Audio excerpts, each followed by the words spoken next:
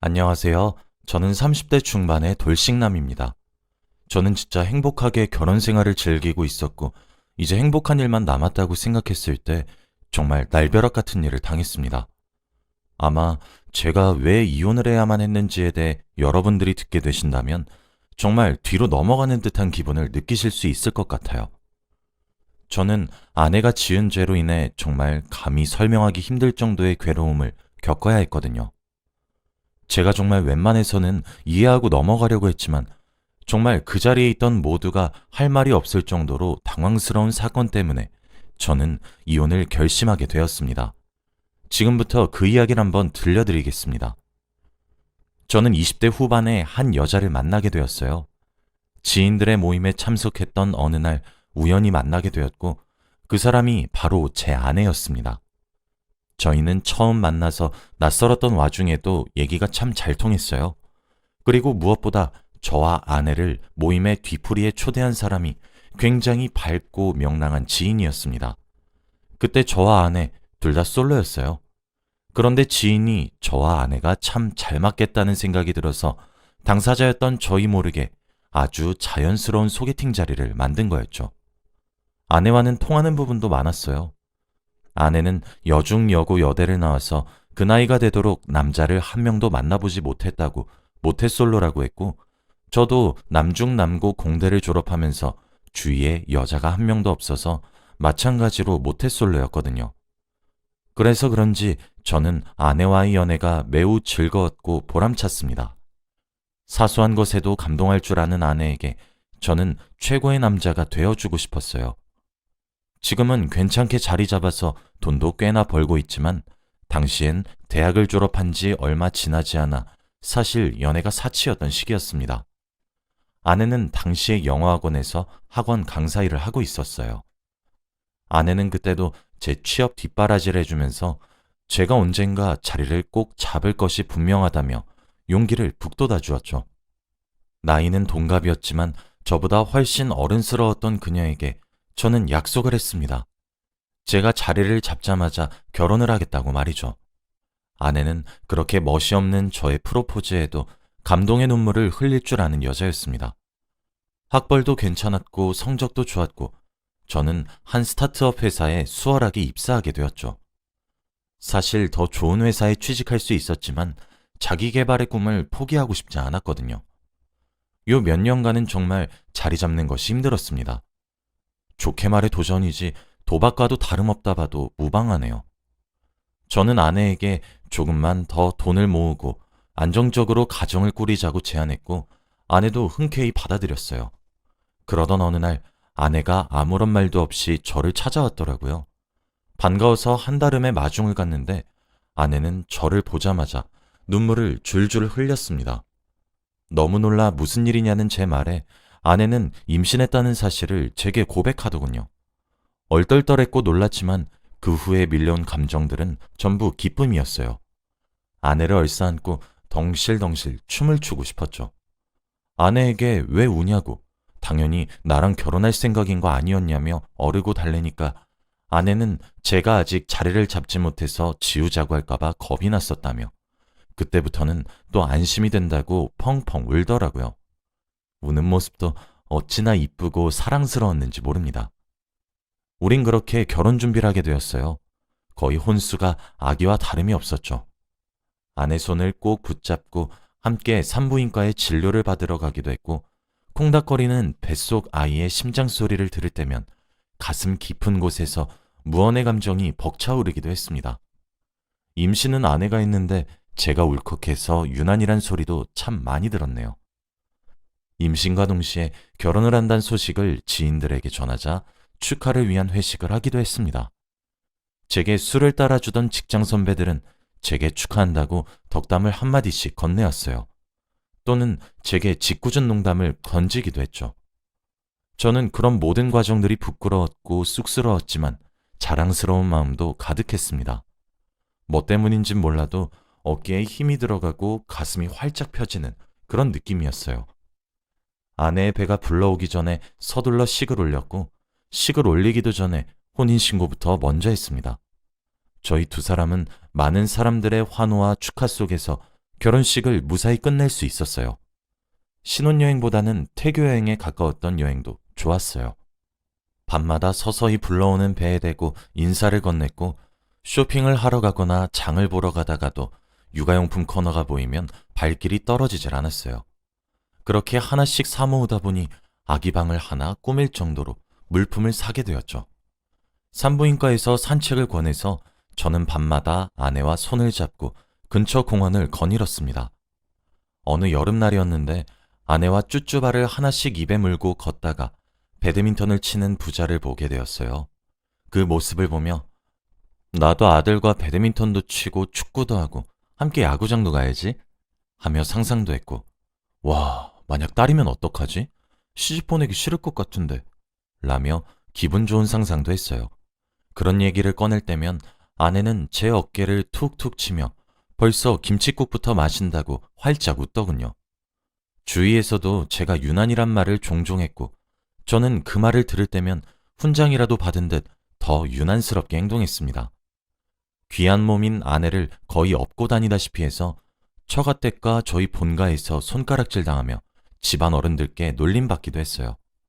어느 정도였냐면 아내가 입덧을 했는데 저도 함께 입덧을 하게 되었었거든요.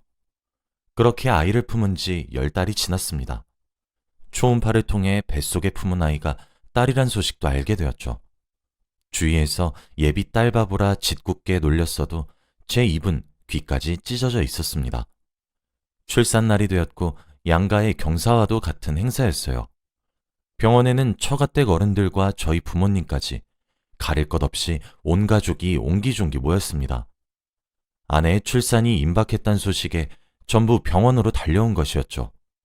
모두가 제 아내의 출산 성공 소식만을 기다렸습니다. 그런데 아내는 첫 출산이기도 해서 그런지 무척 긴장했던 모양이었나 봐요. 출산 과정에서 호흡이 고르지 않고 숨을 제대로 쉬지 못한다며 보호자인 남편분은 빨리 출산실로 들어오라고 하더군요. 저는 그 말에 사색이 된 채 정말 뛰어들어가서 출산실로 들어가 눈물을 흘리면서 제정신을 차리지도 못하는 아내의 얼굴을 그저 쓰다듬으며 조금만 힘내라고 응원을 해주었고 손을 꼭 잡아주었습니다. 제가 들어가고 나서 얼마나 시간이 흘렀을까?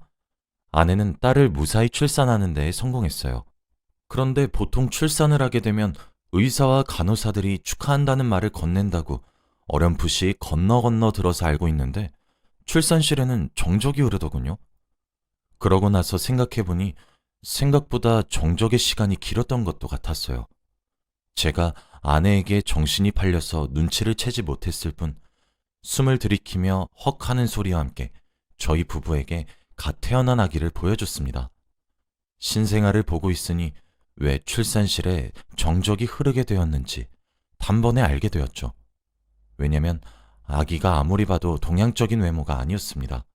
외국인의 아이 같아 보였죠. 게다가 피부가 까맣더군요. 마치 흑인처럼 말이에요. 새까만 피부를 가지고 응애하며 목이 터져라 우는 아기는 머리카락조차 흑인의 곱슬이었습니다. 현실이 절로 부정되었어요. 아내는 기진맥진한 상태로 침대 위에 쓰러져 있더니 사색이 되더군요. 돌처럼 굳은 저를 어느 간호사분께서 밖으로 데리고 나가셨습니다. 밖에서 기다리고 있는 가족들이 어떻게 된 거냐고 기쁜 기색을 감추지 못하고 제게 달려와 물었어요. 저는 멍하니 대답했습니다. 딸이 태어났는데 흑인이에요. 저 이제 어떡해요? 라고 말이에요. 제 말을 듣고 한참의 시간 동안 그게 무슨 말인지 다들 이해 못하는 듯 했습니다.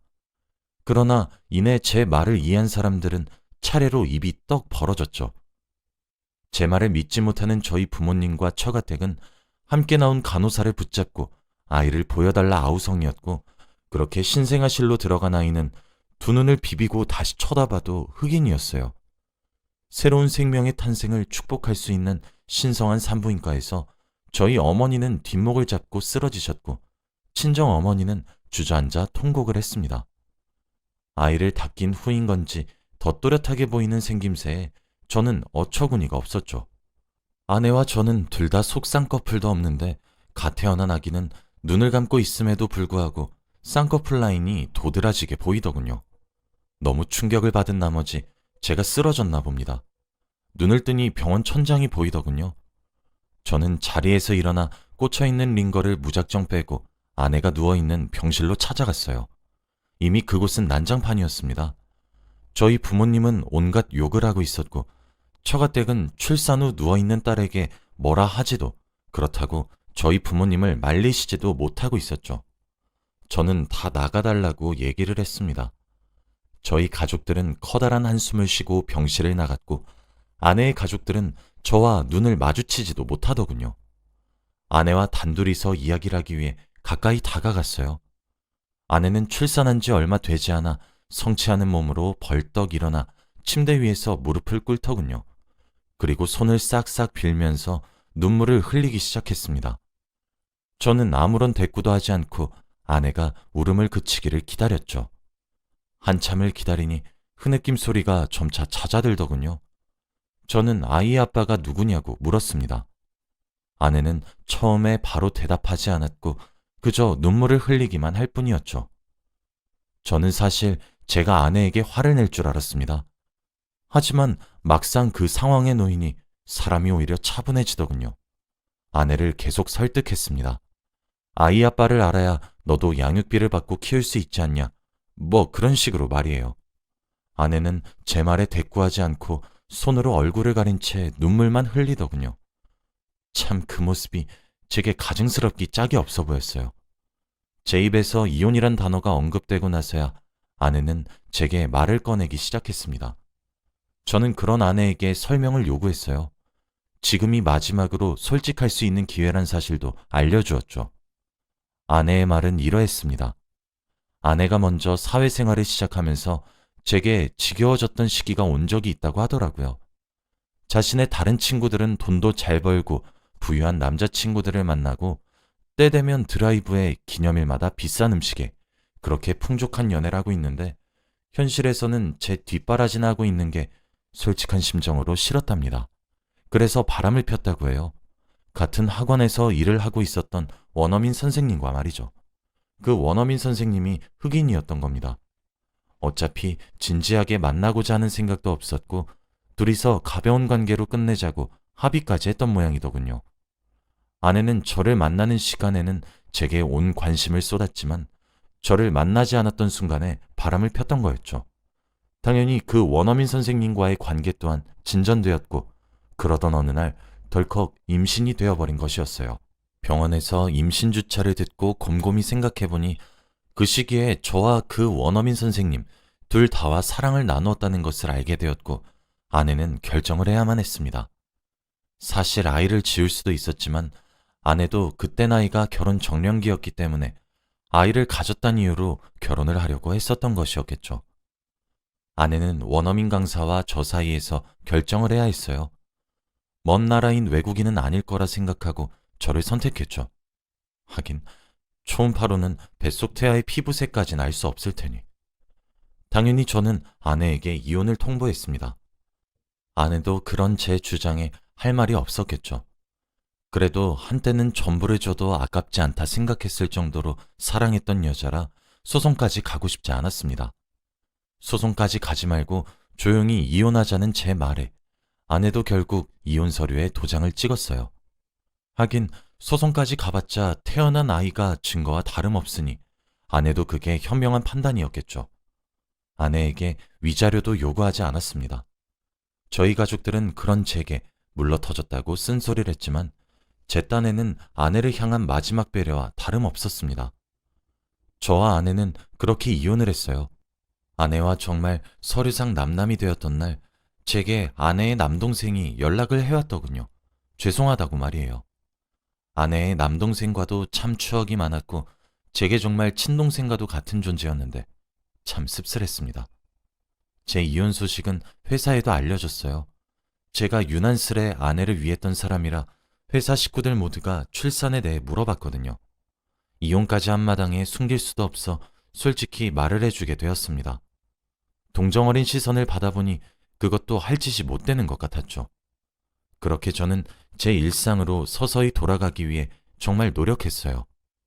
지금은 이렇게 제 과거를 담담하게 이야기할 정도로 무뎌졌지만 그 당시엔 매일 밤 불면증에 시달리며 잠도 제대로 못 자고 너무 힘들어 했었죠. 일에 매달려서 거의 회사에서 살다시피 했을 정도였습니다. 오죽하면 회사 사람들이 제 손에 억지로 휴가를 쥐어줄 정도였죠. 시간이 약이라는 말이 정말인지 죽고 싶을 만큼 괴로웠고 뒤통수가 얼얼할 정도의 배신감에 사무쳐서 아내를 원망하기도 저주하기도 했지만 시간이 지날수록 제 일상으로 점점 돌아오긴 하더군요. 거지 같은 처지에 있으면서도 배가 고파 밥을 먹는 것과 같은 느낌이었죠. 슬픔과 배신의 감정을 일하는 것으로 풀었기 때문인지 저희 회사도 점점 크게 성장을 하게 되었습니다. 작게 시작한 사업은 어느덧 규모가 어느 정도 있는 회사가 되었거든요. 성공과 동시에 절 따라온 것은 돈이었어요. 그러다 보니 제게도 새로운 여자친구가 생겼고 지금 만나고 있습니다. 제 과거를 알고 있는 사람이고 제 과거를 말을 하니 눈에 눈물을 글썽거리며 저를 위로해준 심성이 정말 착하고 아름다운 여자예요. 이 여자와는 결혼까지도 갈 수 있을 것 같아요. 어찌되었든 저는 제 갈 길을 잘 걸어가고 있고 과거를 묻어두고 열심히 삶을 살아가고 있습니다. 그런데 지금으로부터 한 달 정도 전쯤 모르는 번호로 전화가 한 통 제게 걸려오더군요. 전화를 받았더니 상대방은 전 아내였습니다. 전 아내는 안부 인사와 함께 한번 만날 수 있냐고 애원에 가까운 부탁을 하더군요. 저도 무슨 생각으로 그렇게 한 것인지 모르겠지만 저는 아내와 만나기로 약속을 했어요. 약속 장소에 나가보니 미리 와서 저를 기다리고 있더군요. 제 성공 소식이 전 아내에게 들려서 제가 연락해온 것인지는 여전히 알 수 없습니다. 하지만 전 아내는 그날 제게 재결합을 권유하더군요. 자기가 낳은 아이도 걱정하지 말라며 친정에서 키워주기로 했다고 하면서 말이에요. 어떻게 소식이 전해진 것인진 몰라도 아내가 원래 일을 하고 있던 영어학원에서 소문이 났나 봅니다. 아내가 낳은 아이가 흑인이었다고 말이에요. 그날 병원에 아내의 직장 동료가 우연히 본 것인지 뭔지 학원에 그 소문이 한 바퀴 돌았고 이내 그 소식들은 학생들 귀에도 들어갔나 보더군요. 그런 파렴치한 사람들이 우리 아이들 교육을 맡게 할 수 없다며 학부모들의 항의가 시작되었고 학원에서 원어민 선생님인 그 남자와 아내는 해고를 당했다고 합니다. 동네 학원이었기 때문에 아내의 이야기는 점점 소문이 나서 아내의 친정 식구들은 결국 이사까지 감행해야 할 정도였다고 하더라고요. 물론 그 원어민 선생님도 그런 구설에 시달리면서 충격을 크게 받은 건지 본인의 나라로 돌아갔다고 했습니다. 그렇게 다 잃어보고 나니 제 생각이 그렇게 났다고 했죠. 염치 없지만 한 번의 기회를 다시 주면 안 되겠냐고. 평생 동안 자신이 낳았던 그 흑인 아이는 제 눈앞에 나타나지 못하도록 할 테니 걱정 말라며 이제 자신에게 남은 사람은 저 하나뿐이라며 울고불고 빌면서 매달리더군요. 감정에 호소하며 제게 매달리는 전 아내를 보고 있으니 정말 괴물처럼 느껴졌습니다. 제가 알던 그 사람이 맞나 싶더군요. 저는 당신이 고통을 겪고 나니 나에게 빌러온 것이냐며 화를 냈습니다. 모든 사실을 알고 난 이후 화 한 번을 제대로 내지 못했었는데 미안하다며 제게 손을 뻗어오는 전 아내의 모습을 보며 저는 지금 결혼을 염두에 두고 있는 사람이 있고 지금 당신이 겪고 있는 고통은 본인이 스스로 만들어낸 고통이라 못을 받고 그 자리를 떠났습니다. 처음 헤어졌던 전 아내에게 연락이 왔을 때 그리고 그 약속 장소에 나가기까지 저는 왜 휘둘리고 있는지 뭘 얻고 싶어서 그 사람 얼굴을 보러 나가는 것인지 이해할 수 없었는데 아마 화를 한번 내고 싶었던 것 같아요. 전 아내에게 쓴소리 한번 크게 하고 나니 속이 후련해지더라고요. 아마 전 아내는 앞으로도 고통에 시달리며 살게 되겠죠. 인종이 다른 아이가 자라면서 받을 차별과 그로 인한 상처들에 슬퍼할 것을 생각하면 불쌍하지만 제 전 아내가 지은 죄니 스스로 마무리하겠거니 싶습니다. 제 이야기는 여기까지예요. 제가 생각했던 30대에는 희망과 기쁨이 가득할 것이라고 생각했었는데 실제로는 지옥과도 같았습니다. 10길 물속은 알아도 한 길 사람 속은 모른다고 하더니 헤어진 아내가 참 무섭게도 불쌍하게 느껴지네요. 여러분들은 제 전 아내처럼 결혼을 하게 될 예비 배우자에게 신뢰를 깨는 행동을 하지 마셨으면 좋겠어요. 물론 그것은 당연한 행동이지만 말이에요. 긴 이야기를 들어주셔서 감사합니다. 혹시라도 저처럼 기가 막힐 정도의 커다란 충격을 겪으신 분들도 꼭 힘을 내시길 바라며 본인을 위한 삶을 살려고 노력하시길 바랍니다. 시간이 약이란 말은 정말이었거든요. 감사합니다.